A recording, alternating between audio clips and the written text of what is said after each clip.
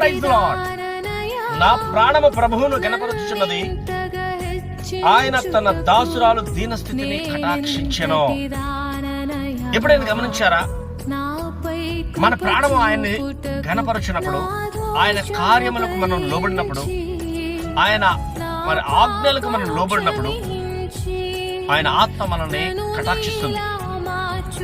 తెలియనటువంటి మరియా అంతటి దీనురాలు కనుకనే పరిశుద్ధాత్మ మరి గబ్రియలైన దూతను పంపి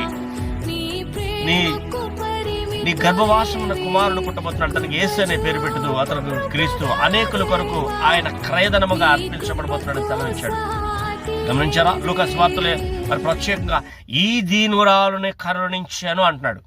దీనురాలంట, ఆవిడ దీనురాలు. ఎలా దీనురాలైంది? అనేక దినములు ఆమె అనేకుల కొరకు లేక తన కొరకును దీనత్వముగా